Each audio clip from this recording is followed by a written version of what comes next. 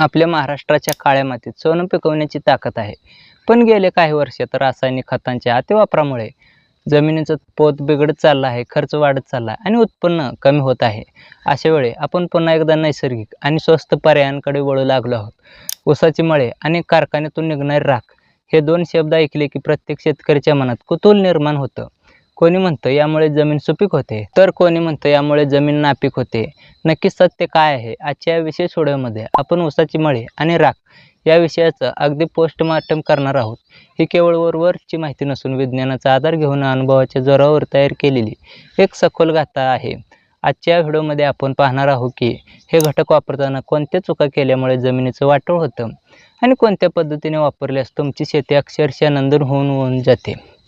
जर तुम्ही रासायनिक खतांचा खर्च 50% कमी करायचा असेल आणि जमिनीचा सेंद्रिय कर्ब वाढवायचा असेल तर तुम्हाला हा व्हिडिओ शेवटपर्यंत पाहणं अनिवार्य आहे. चला तर मग सुरू करूया एका नव्या कृषी क्रांतीचा प्रवास. व्हिडिओत पुढे जाण्याआधी आमचं एक खास व्हॉट्सअप चॅनल आहे जिथं शेती संबंधित भन्नाट माहिती मिळते. लिंक डिस्क्रिप्शनमध्ये आहे, एकदा नक्की भेट द्या. तसंच आमचं इंस्टाग्राम अकाउंट देखील फॉलो करा, कारण तिथं सुद्धा तुम्हाला माहितीपूर्ण आणि अभ्यासू कंटेंट्स म्हणजे रील्स पाहायला मिळेल. तर चला आत्ता व्हिडिओला सुरुवात करूया. ऊसाची मळी किंवा ज्याला प्रेसमड म्हणतात, हा साखर कारखान्यातील एक महत्त्वाचा सहउत्पादक घटक आहे. जेव्हा ऊसाचा रस शुद्ध केला जातो तेव्हा त्यातून जो चिखलासारखा भाग वेगळा काढला जातो त्याला आपण मळी म्हणतो. यात प्रामुख्याने ऊसातील तंतुमय भाग, मेण, प्रथिने आणि कारखान्यात शुद्धीकरणासाठी वापरलेले काही घटक असतात. विज्ञानाच्या भाषेत सांगायचं झालं तर मळीमध्ये नायट्रोजन, फॉस्फरस आणि पोटॅशियम या मुख्य अन्नद्रव्यासोबतच सूक्ष्म अन्नद्रव्यांचा मोठा साठा असतो. विशेष म्हणजे यात सेंद्रिय कर्बाचे प्रमाण खूप जास्त असते, जे जमिनीतील जीवाणूंसाठी टॉनिक म्हणून काम करते. अनेक शेतकरी मळीला नुसतंच खत समजतात, पण खरं तर ते एक मृदा सुधारक आहे. मात्र ही मळी जेव्हा कारखान्यातून बाहेर पडते तेव्हा ती अत्यंत उष्ण असते आणि तिचा pH सुद्धा अस्थिर असतो. त्यामुळे ती थेट शेतात टाकणे म्हणजे जमिनीला ताप देण्यासारखं आहे. या मळीचा प्रवास कारखान्यापासून आपल्या पिकाच्या मुळापर्यंत कसा असावा हे समजून घेणं तंत्रज्ञानाच्या दृष्टीने महत्त्वाचं आहे. मळी वापरण्याचा सर्वात मोठा फायदा म्हणजे जमिनीची जलधारण क्षमता वाढते, म्हणजेच वॉटर होल्डिंग कॅपॅसिटी वाढते. ज्या जमिनी हलक्या किंवा मुरमाड आहेत तेथे मळी एक स्पंजप्रमाणे काम करते, जी पाणी धरून ठेवते आणि पिकाला गरजेनुसार पुरवते. मळीमध्ये असलेले सूक्ष्मजीव आणि सेंद्रिय पदार्थ जमिनीतील रासायनिक खतामुळे साठून राहिलेले घटक विरघळवण्यास मदत करतात. तुम्ही पाहिलं असेल की ज्या जमिनीत सतत मळीचा वापर केला जातो त्या जमिनीतील गांडुळांची संख्या आश्चर्यकारकपणे वाढते. याचे कारण असे की मळी हे गांडुळाचे उत्तम खाद्य आहे. याशिवाय मळी जमिनीचा पोत सुधारते, कडक झालेली जमीन भुसभुशीत होते, ज्यामुळे मुळांची वाढ वेगाने होते आणि झाडाला हवेचा पुरवठा नीट होतो.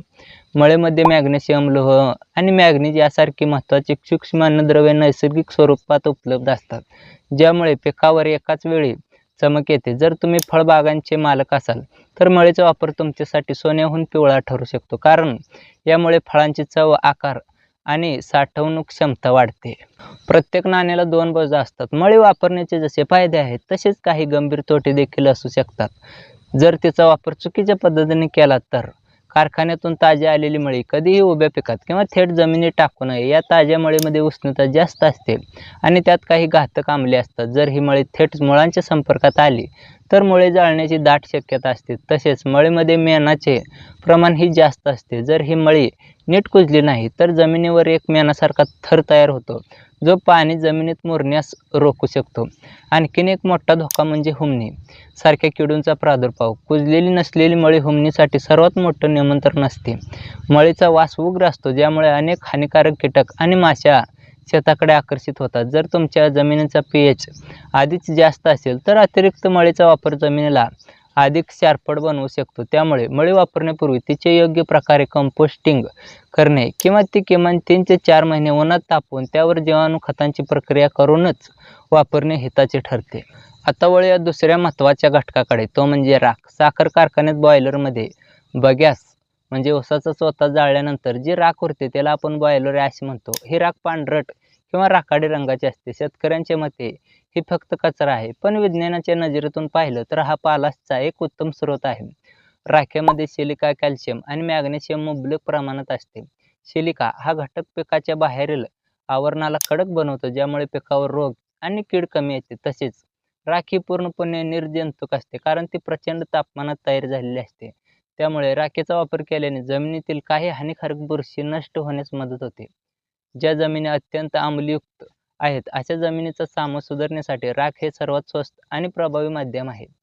राखेमुळे मातीचे कण एकमेकांपासून सुटे होतात, ज्यामुळे बाहेरील काळ्या जमिनीत हवा खेळते राहण्यास मदत होते. राख्याचा अतिवापर हा मात्र जमिनीसाठी घातक ठरू शकतो. राख्याचा स्वभाव हा अल्कधर्मी असतो.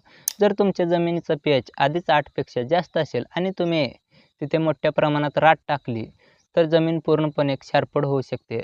राख ही खूप हलकी असते, त्यामुळे ती वाऱ्याने उडून जाते किंवा पाण्याच्या प्रवाहासोबत वाहून जाते. राखेमध्ये नायट्रोजन शून्य असतो, त्यामुळे फक्त राखेवर अवलंबून राहून चालत नाही. राखेचा सर्वात मोठा तोटा म्हणजे ती जमिनीतील पाणी शोषून घेते. त्यामुळे जर पाणी कमी पडलं तर पीक पिवळं पडू शकतं. तसेच राखेमध्ये काही वेळा जड धातू असण्याची शक्यता असते. जर ती जास्त प्रमाणात वापरली तर मानवी आरोग्याला आणि जमिनीच्या आरोग्याला दीर्घकाळात धोका निर्माण होऊ शकतो. राखेचा वापर करताना डोळ्यांना आणि फुफ्फुसांना त्रास होऊ शकतो. त्यामुळे कामगारांनी मास्क आणि चष्मा वापरणे अत्यंत गरजेचं आहे. तर शेतकरी मित्रांनो, विज्ञानाने असं सिद्ध केलं आहे की जर आपण मळी आणि राख यांचा वेगळा वेगळा वापर करण्याऐवजी त्यांचे एकत्रीकरण मिश्रण करून ते डिकंपोज केले, तर त्याचे परिणाम 10 पटीने जास्त मिळतात. मळीमध्ये नत्र आणि सेंद्रिय कर्ब असतो, तर राखेत पालाश आणि कॅल्शियम असते. जेव्हा या दोन गोष्टी एकत्र येतात, तेव्हा एक परिपूर्ण NPK आणि सूक्ष्म अन्नद्रव्यांयुक्त खत तयार होते.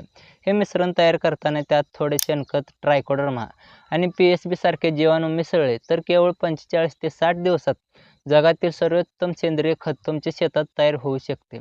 हे मिश्रण जमिनीतील क्षारांचे प्रमाण नियंत्रित करते आणि पिकाला लागणारी सर्व अन्नद्रव्ये एकाच वेळी उपलब्ध करून देते. याला आपण फॅक्टरी मेड सेंद्रिय खत म्हणू शकतो. ऊसाची मळी आणि राख वापरण्याचे प्रमाण तुमच्या जमिनीच्या प्रकारावर अवलंबून असते. साधारणपणे एकरी 5 ते 10 टन कुजलेली मळी आणि 1 ते 2 टन राख हे प्रमाण आदर्श मानले जाते. ऊस लागवडीपूर्वी बेसल डोसमध्ये मळी आणि राखेचे मिश्रण दिल्यास ऊसाची कांडी जाड होते आणि रिकव्हरी वाढते.